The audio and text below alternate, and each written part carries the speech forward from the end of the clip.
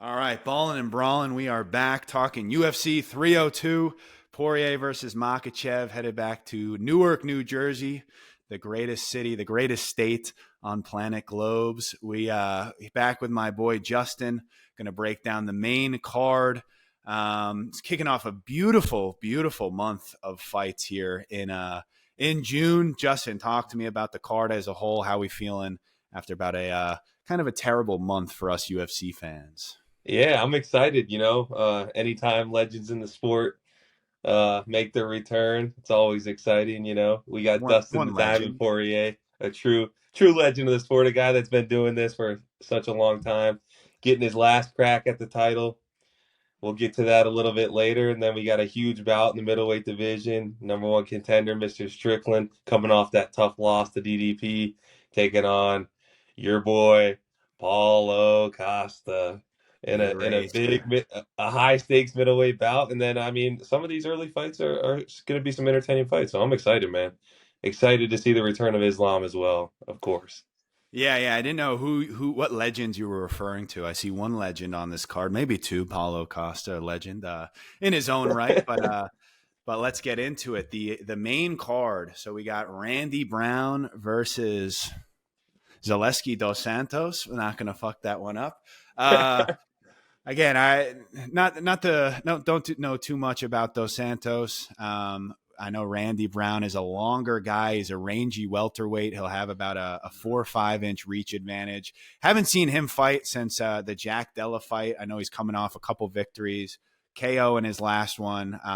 He's also a lot younger, so I got Randy Brown in this one. I think he'll stay on the outside, kind of piece him up from range. But again, I've never seen a Zaleski fight. I don't think so.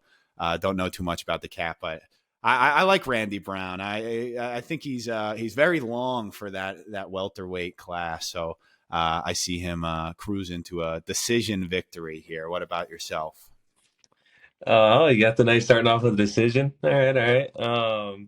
We got a couple of the undercard's not too shabby. There are some characters on the under. You got Dawson, Mickey Gall, a Jersey guy fighting in his home state. So a couple. I could see a pretty decent undercard here, but kicking off the main card with the decision. Yeah. Yeah, this is an interesting fight to me. Zaleski, I've actually seen fight many times. Pretty complete I fight. should say I've never seen him fight. So you all right? Go on. No. I really have though. Actually, for some reason, he's on a bunch of the fight nights that I've watched over the last couple of years. You don't Bro, he watch actually, fight nights, dude. You don't watch fight nights. bro, he has a win over Saint Denis, bro. I know. Like a Yeah. 2 year or like within the last 2 years. Yeah, but honestly, he's more of like he's more of a boxing style, which I think against a guy like Randy, who, like you said, is long and lengthy, you need more than just the boxing. I mean, can he get inside? We'll see, but you want a guy who has the kicks to close the distance, things like that. But I mean, I'm interested to see how the fight goes. I think the fight's going to play out on the feet. I really think it's a very close fight, and yeah, but like you said, I think the length of Randy, the combination punches, just keeping Dos Santos at bay and over the 3 rounds, getting two of them. I think we see Randy escape out of here with a decision win to start the night. Going into the second bout of the night, a heavyweight fight with a guy that many thought had the potential to be the next future champion in Marajinho's Jailton Almeida. He's taking on Alexander Romanov in a heavyweight fight, coming off his first loss in the UFC to Curtis Blades down in Miami. What's your take on this one, Hebs? Yeah, I'm a little. I thought Almeida, after showing against Blades, maybe they'd give him someone a little bit more challenging. I don't really see any threat here with Romanov. I still think Almeida is high level. I mean, coming off too the Derek Lewis fight. I think before the Derek Lewis fight, people were saying this guy's a real challenger in that heavyweight, that pretty weak heavyweight division. But I still think he's super high level on the ground. Like Blades was really the only guy I think, in the top 10 of that weight class who has the grappling that can match his. I don't see much of a threat here with Romanov. I think the odds are what they are for a reason. I think Almeida, this will be another boring fight, but he cruises 30-27 to a clear decision again, I just see no threat from Romanov. So I think Almeida makes light work of him, and who knows? I think he's still a legit contender in that weak heavyweight division. So moving along, another name that I'm definitely going to butcher. We got the fan favorite Kevin Holland moving back up to 185 after seeing a little bit of, actually, I wouldn't call it success at welterweight. Kevin Holland is a very much, one win for each loss, it seems. That's kind of been his shtick his whole career against Oleksiejczuk. Is that what we're going with? Michal Oleksiejczuk.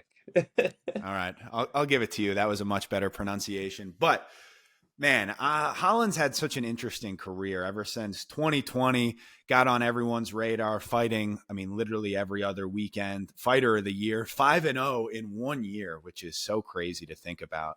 And that was all at 85. Seemed like he had a lot more potential at 70 since he walks around pretty close to 85. So everyone was pushing for that move. Was going well for a little bit. Who'd he finish? He finished the other cowboy, Oliveira. He finished Santiago Ponce. He finished Buckley. That was bad. That was in 20. That was at still at 85 though. I'm saying once he moved to 70, because he lost to what? He lost to Brunson. He lost to Vittori. He lost to Stephen Thompson at 72, right? Yeah, he loses a lot, I think, is what we're trying to say. But he's been in like a lot of high level fights, dude. Like it's crazy. I mean, he's not to say like one of the biggest stars in the sport, but he's definitely got a pretty big following around him. He's just had big fight literally since that run in 2020. Since he finished Jacare, that was a pretty sick knockout. He's just had big fight after big fight. So you can't really hold a lot of the losses against him, but recently I have really, really, really not liked some of these losses, bro. Against Jack Della, he looked horrible. And he just looks like he did. His shtick. I perfectly predicted how the MVP fight would go. When it's not going his way, a lot of shrugging, a lot of I'm not interested in being in here right now, which, again, doesn't help you win fights. So I don't know what he's exactly doing. I like Holland. He's a very exciting fighter. And obviously you love a guy who steps in there anytime, anywhere, I mean, he fights everyone, dude. But again, but this other cat he's fighting, a former 205er. So this is the same thing. And again, he just fought Michal Pereira 2 months ago. So this is the same thing we were talking about at UFC 301. The skill level between a former 170er and a former 205er. So I think Holland will be a lot faster. I want to take Holland to win, but I'm not 100% sure, dude. I feel like Holland is just a letdown waiting to happen. He should be more skilled. He should be way faster. There really isn't that big a size advantage. So I'll take Kevin Holland just for the sake of it, but I won't be happy about doing it. So I'm taking Holland. How do you see this fight going? Dude, I tell you what, I agree with you in the fact that I think this is going to be a much more competitive fight than what the odds are showing. Holland, what are the Holland, odds? Holland's sitting at minus 275. Yeah, bro. Bro. Yeah, I definitely think it's a definitely more competitive fight than what the odds are saying. Michel's been in there with a lot of people. I'm pretty sure he was fighting at 205 in the beginning of like a few years back. Yeah, like I just said, yeah. Yeah, it probably cut out when he said it. But yeah, I mean, I think this is a much more competitive fight than what the odds show. Like you said, Holland's I mean, he's very fun to watch. I'm a fan of him. But when you talk about like high level complete fighters, like I don't think he's in that category. I think he's an entertainer. We haven't seen him be able to really get over the hump in the UFC. He's beat the who's who, but anyone in the upper echelon, other than a Jacare on his way out the door. So yeah, I mean, entertaining fight, but I'm gonna go. I'll throw a little prediction out there, and I'll take the underdog Michel to get this one done via decision. So we'll see how it plays out. I bet with the fans going crazy for Mr. Holland in every exchange. I don't know if it's going to be too easy to win over the judges, but we'll see how that one plays out. To the co-main event we go. The reason why the people's main event, actually, that's not even true. We got a great main event, but Paulo Costa, the eraser, makes his return pretty short. I mean, for a guy who literally never fights, talk about a quick return. Just fought in February versus Rob Whittaker. Lost that fight, but he looked pretty good. Versus Sean Strickland. Obviously, the former middleweight champ lost his belt, controversially lost his belt. Shouldn't be any controversy there, but a little bit of controversy to Dricus du Plessis back this past January. First fight since losing the strap, fighting down in the rankings. An interesting fight. I think a lot of people think that the UFC might not be too big of fans of Mr. Strickland right now. Might be blackballing him a little bit. Justin, break it down for me. How we feel about this fight, and who do you got winning? Yeah, first off, I want to say I am very excited about this one. I'm excited to see an active Paulo Costa finally, a guy getting back out there, We've fighting never more seen than it. once, fighting more than once a year. Like you said, he did lose to Whittaker, but I thought he looked good. And then we got Mr. Strickland, the fan favorite, the say it all former middleweight champ who definitely lost to Duplessis, but Yeah. people want to argue that one. I'm sure he still thinks that he won, but again, I think this is a high level fight. I love that it's a 5-round fight. I do think that favors Mr. Strickland a little bit, but dude, a guy in Strickland, I think there's going to be a big size advantage for Mr. Costa in this one. I do. Not that Strickland's a Huge. small, nah, not that Strickland's a small middleweight, but I think even against Duplessis, we saw a guy who's a huge middleweight Duplessis. Like I think that showed in the fight with Strickland. And he seemed gun shy to me in that Duplessis fight, and even Eric Nixick, his coach, I saw on Twitter was talking about how he was in training like a few weeks back, and Sean was like neck and neck with this in this sparring match, and he was like, he told him to get on the front foot and like put the pressure on like he did against Izzy, and he was like, oh, he dominated the guy the next couple rounds, but it's like, why didn't he was the champion, he had all the confidence, he just whooped Israel Adesanya's ass, and he doesn't have the confidence to go in there against DDP and do that. That tells you something about Mr. DDP. I think we got a guy that is a little bit better than people think. But 100%. yeah, dude, this is a big fight for the division. Um, minus 245 Strickland. It's a strong line. Um, can he put the volume on Costa? He definitely could, but is he gonna put Costa on the back foot? Is the big question.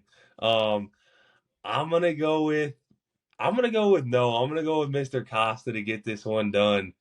Uh, Good. I'm gonna I'm gonna take Paulo Costa, the bigger, stronger guy. Although he might not be overall a better striker than Strickland, I don't know, something about the size advantage, and if Costa just stays off the back foot and can put some pressure on Strickland in some of these exchanges, the power is gonna show. And Borrachinha, Paulo the Eraser Costa will walk out of the Prudential Center with a victory, a huge middleweight victory against Mr. Strickland. The How about power, you, the Hez? power of Paulo Costa. Is that a real thing? We talk a lot about the power, but who has this guy put away? His last KO. We're Johnny not going to do Hendrick. dude, actually, he fought, or Uriah Hall was more recently, but he was getting Oh his yeah, fucking ass kicked. He was getting his face jabbed off, and then he just like, he was way bigger, way stronger. It it's was also Uriah Hall. Uriah Hall. Yeah. So he Uriah just Hall's the pound for overpowered pound him. number one for about 30 seconds in the fight. He's the pound for pound number one. Well, this has been a pro Paulo Costa podcast ever since you were telling everyone back in 2020, this guy's going to run through Izzy. He's going to run through the middleweight division. It was you and Winner who were saying it nonstop. You in winner. I You almost drank the Kool-Aid. Known Kool-Aid drinker myself. I didn't touch the Kool-Aid. I was an Izzy fanboy back in the day. Times have changed. Paulo Costa. Again, since that fight, The guys went into hiding. We get to see him, once every other year, maybe. He fought, I mean, talk about a dumpster fire after that fight. He said he was drunk. He drank a bottle of wine against the night before the Izzy fight because he couldn't go to bed. He fought him drunk. Then his next fight against Vettori, he shows up overweight. They're like, all right, we'll move it up to 195. I can't make 195. We'll move it up to 205. We do it at 205. He claims some of the best memes ever from that fight, dude. The Vettori buildup where he's like, just show up. He's like, he made it like Vittori's problem, just that he was overweight. I mean, clearly I love this guy. He's such a character. But another guy I love, Sean Strickland, funny story. Didn't even know the guy was a UFC fighter. I just liked his political opinions and his stuff like that. Turns out he's a pretty good fighter as well. So I was already on the hype train. But again, I don't think the UFC is a big fan of Mr. Strickland, as we'd say. This is a weird fight, man, and I want to put out a video. We did a little bit of talking about the middleweight division. It seems like there are two number one contender fights because if you're Sean Strickland, you just lost the belt in a very close fight. So if you win, don't you think you have an argument of another title shot if DDP beats Izzy whenever that fight's going to happen? It would seem like you would be next in line for another shot. And if you're Costa, you don't deserve this fight, so you certainly don't deserve a title fight. But you could see an argument being made if he beats the number one contender. Now I'm the number one contender. I deserve a shot. I think obviously Khamzat versus Whitaker seems to be a more realistic deal. But well, even if Izzy, so whoever wins the middleweight belt, I think either of them, it's a fair for Strickland to say, I want to fight that guy because Izzy obviously wants that one back. And DDP, it was close enough fight that he's probably deserves a rematch. So doing a lot of talking, but this is just a kind of an interesting situation here with these, especially with them being so close, right? Rob and Khamzat is what, like the 22nd? So they're like 3 weeks after each other. I don't know when Izzy versus DDP will be. Hopefully soon. But yeah, so just a very interesting deal here. But down to brass tacks. Were you going to say something? You put your hand up? Yeah, I just want to say one thing. Rob versus Khamzat will 100% be the number one contender fight. Okay, great. So Rob wins and then Izzy wins. You want to see that fight? I think So, Rob. I think yeah. I mean, I don't. The UFC definitely won't go that route, probably. But or what about Rob DDP? No. I'm saying I think Rob was. I think you could argue he won that second Izzy fight. Is all I'm gonna say. 100%. I'm with you. But either of those, like, again, I think it's one of those fights where it's like, oh, this is a number one contender fight if Khamzat wins. Like hoping that once Rob wins, it's not really a number one contender fight. Yeah, anymore, Dana does it all the time. Yeah. So, he said that. I mean, it was the same deal when DDP fought Whitaker the first time. It was like, this is a number one contender fight, but we don't want to make Izzy Rob 3, so we're hoping DDP wins, and that's obviously what happened. What a weird dude. Sean Strickland a year ago was fighting Abus in the Apex. He was still an Apex legend. It was an even money line. He was like ranked probably around 7 at the time. He was fighting an unranked Nurmagomedov, who I hadn't heard of. So I just assumed he was going to get steamrolled. Obviously he knocks him out. What a crazy pat. That was just a year ago. That's crazy to think of. Like if someone, well, bro, that was DDP was supposed to take the fight, the Strickland fight that Strickland beat Izzy. Like that was supposed to be DDP versus Izzy, but DDP didn't want to make the quick turnaround. I know, and the UFC didn't even want to make that fight. Remember, Izzy's like, Drakus is out, Strickland, you're in, and Dana was like, well, how about literally anyone else? Like that's not a competitive fight. That fight won't sell. I think that was the biggest upset that I've ever seen, bro. Actually, I'll do one more. The knockdown at the end of the first, I'll take that over. Arguably, that was the moment of the year in 23. Obviously, you could say that O'Malley when he won the belt over Aljo, but like I've never been more surprised about anything in my life. Like there was no path to victory. Like there was no way that Strickland was winning that fight. Like you could say, oh, he would make it ugly. You would try to take him down, blah, blah, blah. But to just outstrike him, MMA Yeah. makes no sense, bro. Like Hey, that, biggest and upset in every UFC fight since then, history. every I fight was since then, like I've just been like I don't know what I'm talking. Like there's no reason. Obviously, I've been on fire recently with the picks. Shout out to all the subscribers for my free picks, but that didn't make any sense. But like there's no, you can't predict this sport. Like nobody could have said like, dude, Strickland's gonna box his face off for 25 minutes. No one could have predicted yeah. that. And I'm not going to predict that today. Paulo Costa, I keep getting off topic. He's going to walk you down, right? He's going to eat as many shots as humanly possible. He's going to get Strickland on the back foot. That's what everyone says. That's how you would beat Sean Strickland, right? You don't let him come forward. You put him on the back foot. He doesn't fight as well, right? And people are saying too with DDP, a bigger middleweight, Costa, the biggest middleweight, is that size going to give him problem? I don't really know how their power compares. Again, Paulo has this like mythical power, but we never really see it just because he's strong and jacket with his secret juice. It hasn't really converted to knockouts in the UFC octagon, unfortunately. But I think the jab fest of Sean Strickland, again, Costa has no fear of that. Costa's going to come forward like a matador and eat punches until he can't anymore. And we've seen he has a very, very strong chin. I just have a feeling about this, man. I think Strickland, we see this too many times where like a guy, a lot of people think he's still the best middleweight. He beat Izzy. They think he beat DDP.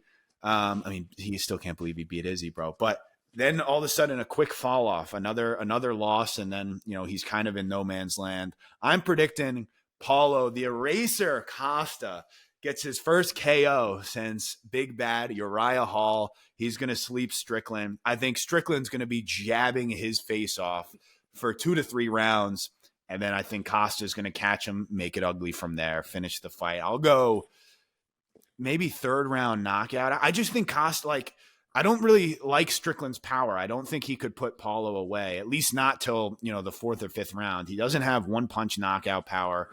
And I think Costa, if you're giving that guy 20, it's very if this is a 3-round fight, I'm picking Sean Strickland. In a 5-rounder, I feel like Costa is just going to overwhelm him. So yeah, I'm going the Eraser, Paulo Costa, stops him, 3rd round KO, TKO. We head on to the main event of the evening.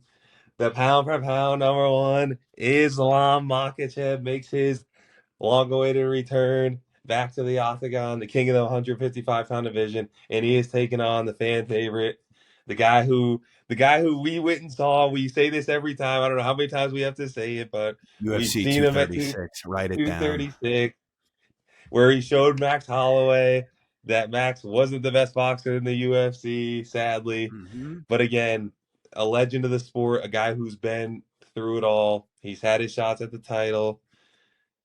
It obviously hasn't been able to capture the title other than the interim belt, which from Mr. Aspinall is not a real belt. And this is his final chance to capture the belt. And it is not an ideal opponent to be seen on your final chance, man. A guy who I personally think is honestly more complete than Khabib was, and we saw Khabib handle Poirier pretty easily. I think we all know the wrestling is somewhere where Poirier has struggled. He struggled with many wrestlers in his career. The famous guillotine, that's his defense. And I think it's muscle memory. You're gonna see it on Saturday night. He's gonna shoot the guillotine when 100%. Islam eventually goes for takedown. But and again, Dustin Poirier is the better striker, and I'm not gonna argue that at all. But I will say that if he gets sloppy and he just thinks that, like, Islam's not Khabib. I'm telling you right now, the guy's evolved his striking. Every time he's in there, his striking looks better and better, more fluid. He's throwing head kicks now. You can say what you want, roll your eyes. He knocked out fucking Volkanovski brutally with the head kick. And dude, he was clipping Oliveira on the feet like multiple times in their fight. Like his Yeah, I know. striking's He not bad. dropped. I mean, that's what he didn't take him down. Like, well, he did take him down, but the finish, he dropped him and then got him on top and subbed him. Like, that wasn't a takedown that led to that. He dropped him, and he I think dropped Volk twice in the first fight. Or maybe three. He dropped him at least twice. Sorry. Yeah, man. I think we just see Islam continue to get better, and in a match like this, where like we always said, when Charles was on his run and he was fighting the Poiriers, the Gaethjes, like when it's such a when you have a one-dimensional fighter in Poirier, who he's a great striker, but there is zero threat of the takedown.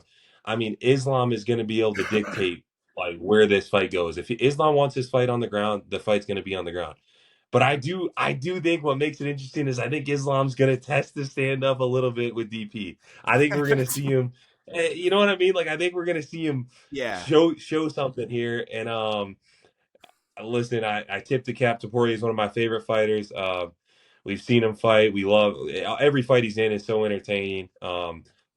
The legendary brawls the greatest fight of all time in the Apex against Hooker. Come on. Yeah. The guy's a legend. It'll be sad to see him go if this is his last fight, but I am going to take Islam Makhachev to hurt Mr. Poirier on the feet and then get a finish on the ground.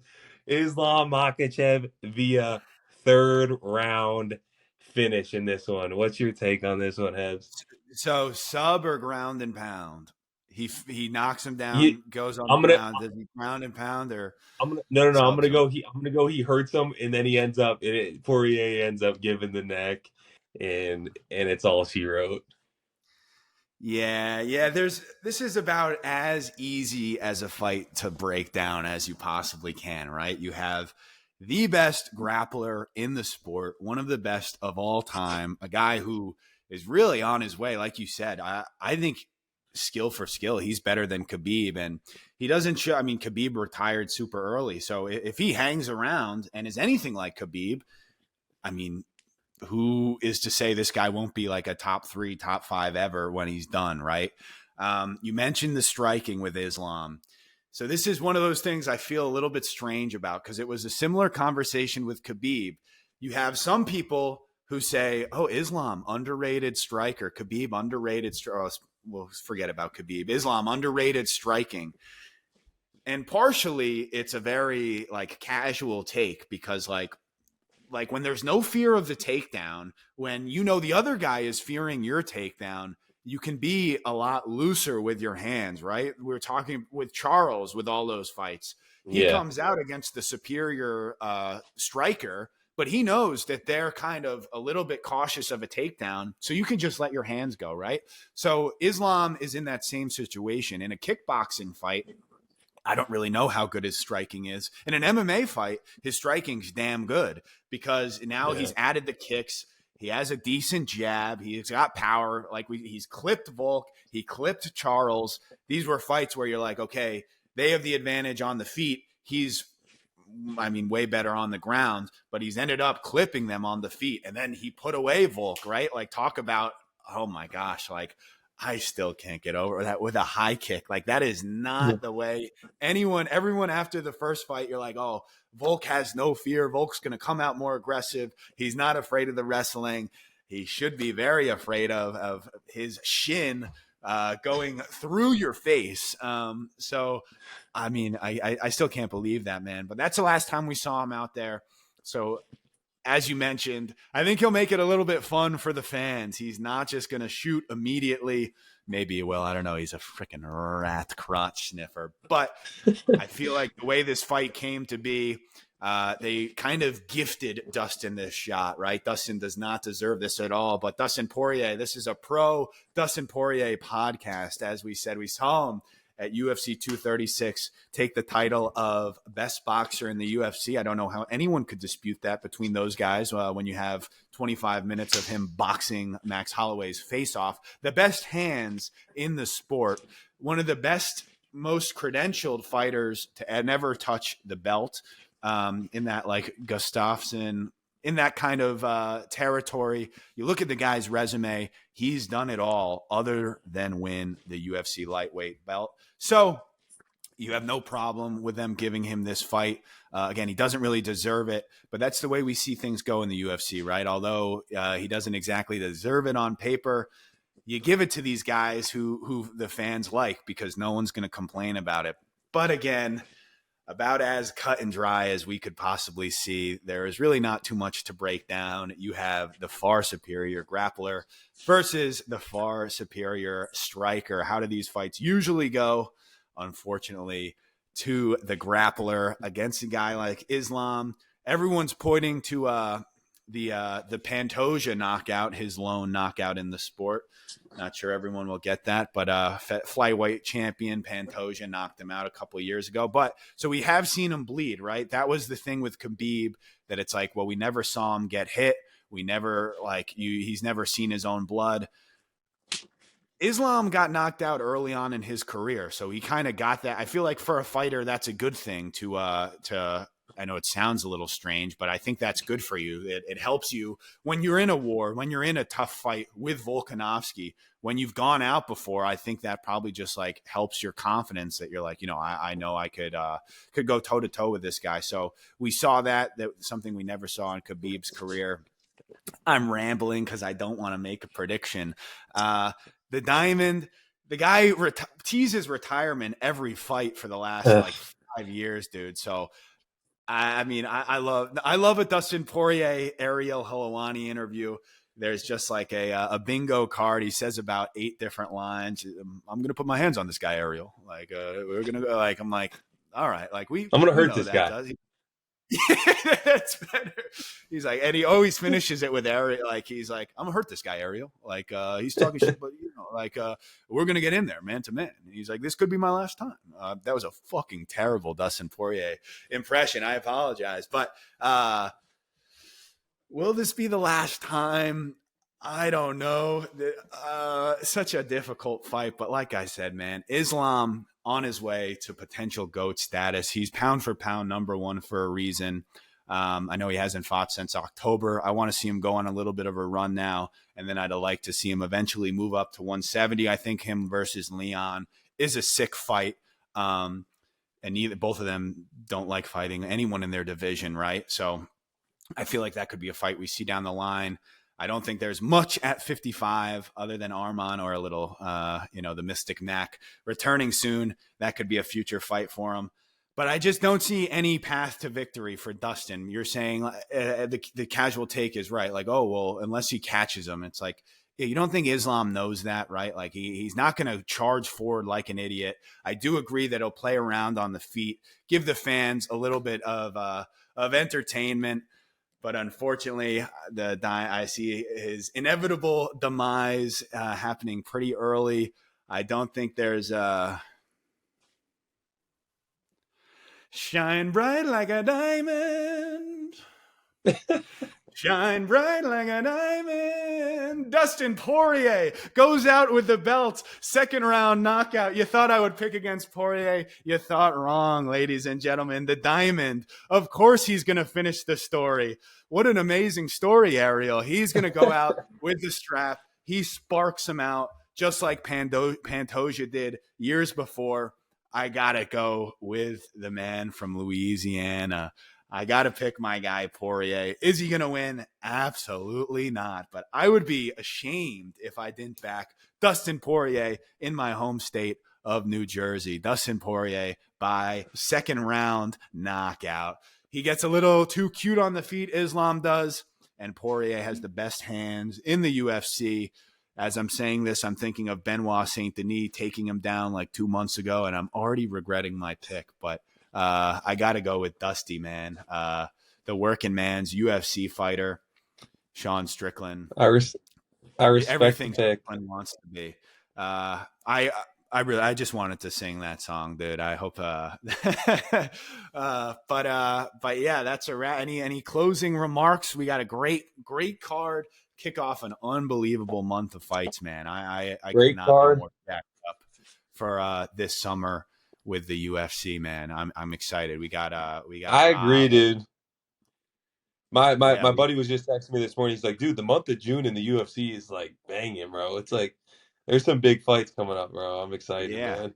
I think there's one more like somewhat okay fight night, but yeah, I mean Rob Hamzat is like as good as a fight night. I mean that's like a co-main event Pay-per-view. in a big Yeah. pay-per-view. So that's a crazy fight, and then obviously the Mystic Mac comes back at the end of the month, but we're kicking it off this Saturday night. UFC 302 live from Newark, the world's most famous arena, the Prudential Center. Thanks for tuning in. Hit that subscribe button. Let us know who you got in the comments, and we'll see you soon.